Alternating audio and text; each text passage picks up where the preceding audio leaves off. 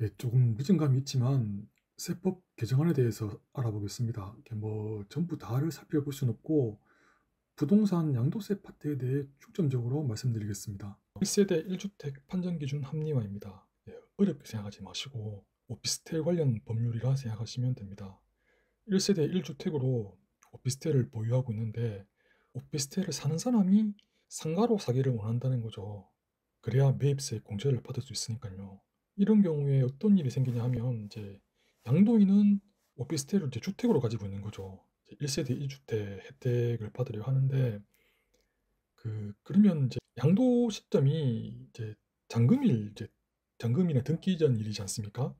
그래서 그중 뭐 빠른 날 이렇게 되어 있는데 만약 사는 사람이 오피스텔을 상가로 사기를 원한다 하면 이제 매매 계약 시점에는 오피스텔이 주택으로 있다가 이제 양도 시점에는 오피스텔이 상가로 바뀌면서 이제 오피스텔 주인 입장에서는 1세대 1주택 비과세 혜택을 못 받게 되는 경우가 생깁니다. 지금 이제 오피스텔 지금 거래 잘 안 되지 않습니까? 그래서 지금 이 거래 활성화도 해야 되고 그간에 좀 그 불합리한 부분도 있었다 이거죠. 그래서 이 부분을 이제 주택에서 주택 외 용도로 변경한 경우 이제 매매 계약을 한 경우에는 매매 계약일을 주택 양도일로 보겠다는 겁니다.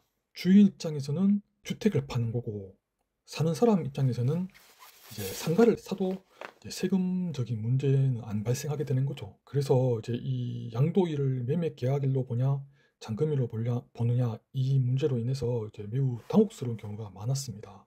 그러니까 생각지도 않은 양도세가 뭐 수천만이 나오는 경우도 있었고요. 또 이 오피스텔을 이제 여러 채 가진 경우에 이제 주택이냐 상가냐에 따라 이제 종부세가 문제가 되지 않습니까?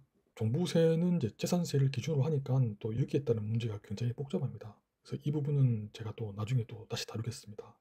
이제 그 다음에 나오는 게 이제 장기 임대주택에 관한 세제 혜택입니다.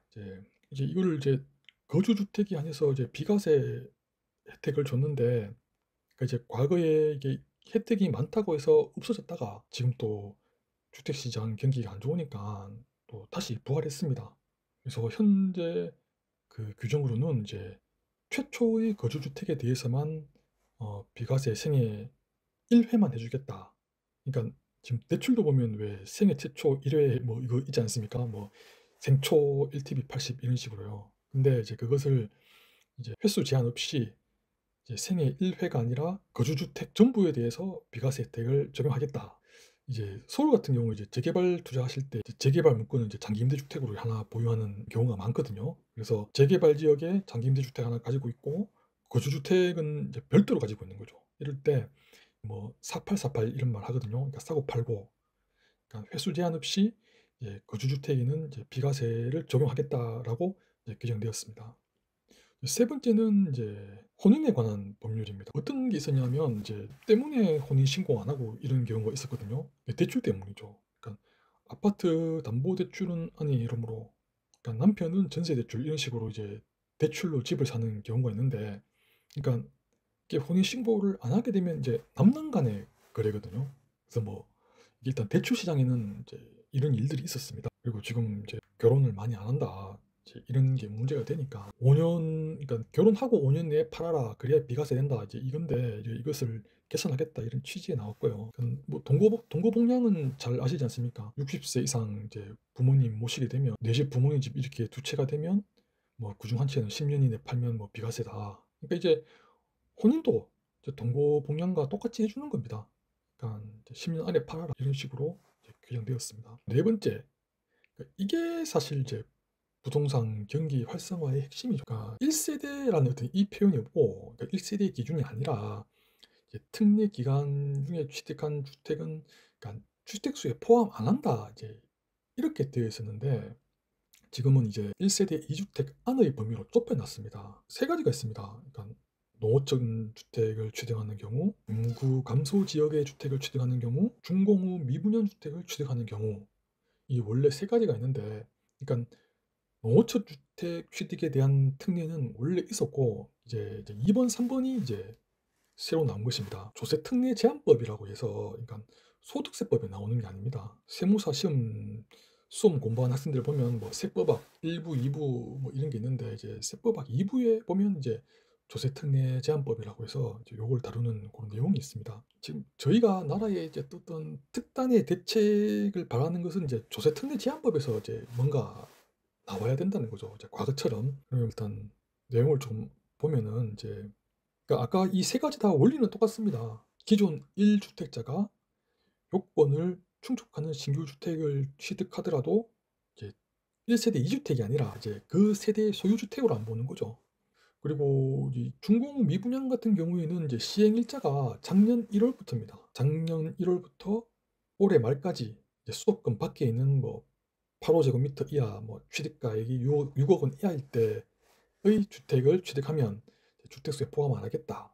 근데 여기 또 뭐 단서 조항에 분양권 취득자는 안 된다. 뭐 이게 그 이제 최초로 체결한 자만 된다. 그런 의미입니다. 그러니까 중간에 뭐 이렇게 걸쳐서 사는 건 안 된다 이 말이죠. 그리고 그게 있습니다. 과거 해보신 분들은 아시는데 이제 그 시청 구청에서 이렇게 확인증 찍어주는 게 있거든요. 이 준공 후 미분양 주택이라는 확인을 받은 주택이다 하는 그 서류의 도장을 받아야 됩니다. 그러니까 이 도장을 받아야 준공 후 미분양 주택을 취득한 것으로 됩니다. 5번도 그렇죠.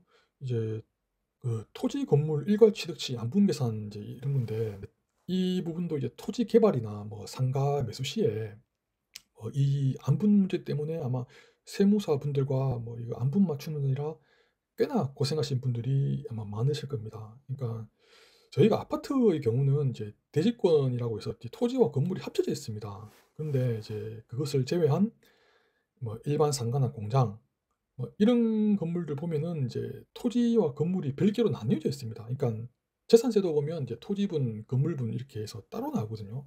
근데 여기서 이제 부가세 개념이 좀 들어옵니다. 이제 면세, 과세, 그러니까 이 개념이 들어오는데 그래서 이제 부가세는 이제 10% 세금을 더 낸다라고 그냥 단순하게 이해를 하시면 될 것 같아요. 여기서 뭐 복잡한 이론을 알기에는 너무 이게 힘이 들고 그냥 이제 면세, 과세로 나뉘는데 과세되는 품목이다 이러면 이제 10%의 세금이 더 붙는다 이렇게 이해하시면 됩니다. 그래서 토지는 면세고 건물은 과세입니다.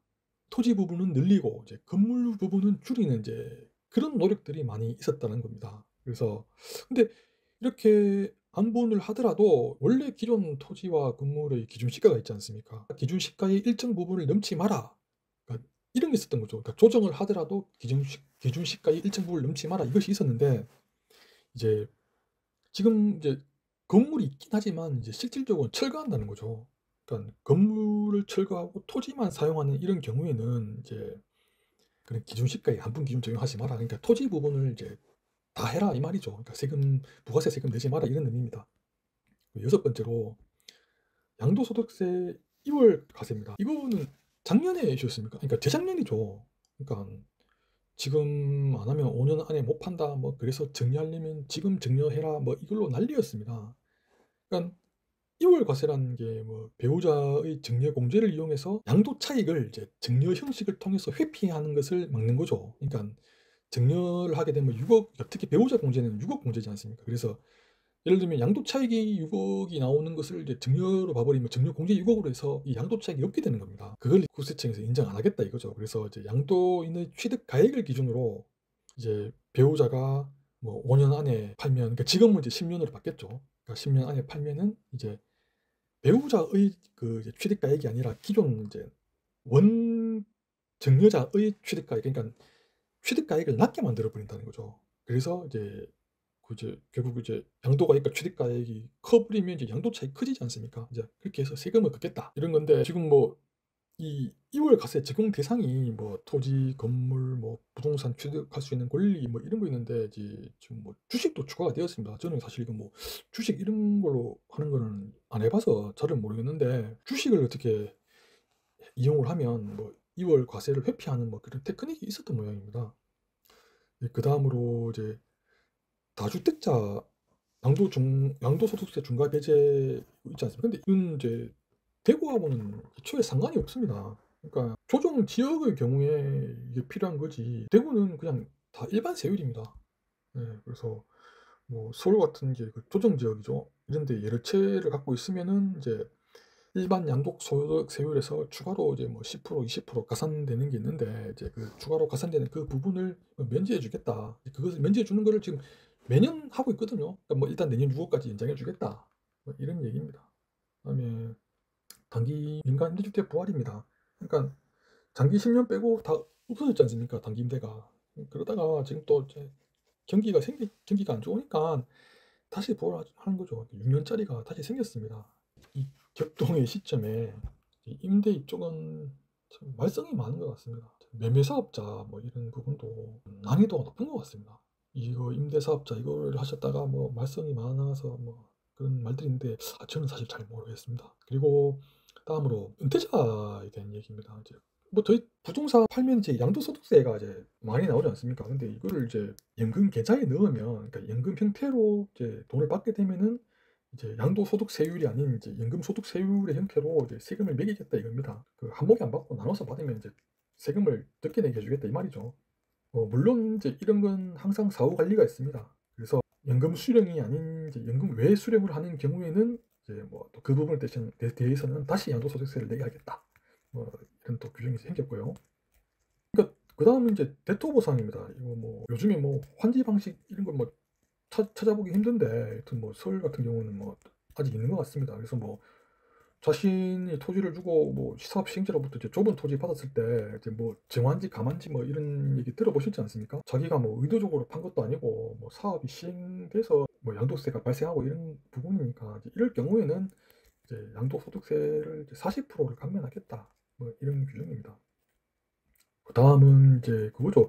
이거 지금 유튜브에 많이 나오는데 이거 당장 시행되는 거 아닙니다. 당장 시행되는 거 아니고 이제 내년부터 시행되는 건데 이게 또 올해 이제 뭐 개정이 됐지만 작년부터도 있었던 겁니다. 그러니까 주택 부분은 이제 민감하기 때문에 그래서 좀 발표를 좀 일찍 한 것 같습니다. 그래서 지금 현재는 그렇죠. 그러니까 3주택 이상일 경우에 이제 그 받은 보증금이 3억을 초과하는 경우에 거기에 대해서 간주임대료를 계산을 하겠다. 인데 이제는 이제 내년부터 시행되는 개정하는 거죠. 2주택자의 경우도 이제 뭐 보증금이 12억을 초과하는 경우에 여기서 아직 산식이 안 나왔습니다. 그래서 이제 구체적인 산식이 안 나왔는데 여튼 이제 2주택이라도 고액 보증금을 받았다면 이제 간주임대를 부과하겠다 뭐 이런 얘기입니다. 근데 지금 실무적으로 간주임대료 이 부분을 뭐 크게 터치 안 한다는 말이 있습니다. 그러니까 뭐 지금 주변에 보면 뭐 아직 임대소득 신고도 안 한다는 사람들도 많거든요. 여튼 뭐 지금 전산화가 다 돼 있어서 아마 막 그런 부분이 아마 계속 지속되지는 않을 겁니다. 그래서 제가 이거 세법 개정안 관련해서 진작에 컨텐츠를 만들었어야 하는데 뭐 여차하다가 지금 만들게 되었습니다. 그래서 앞으로도 세금 관련 이슈가 있을 때에는 이제 좋은 컨텐츠를 제공해 드리겠습니다. 감사합니다.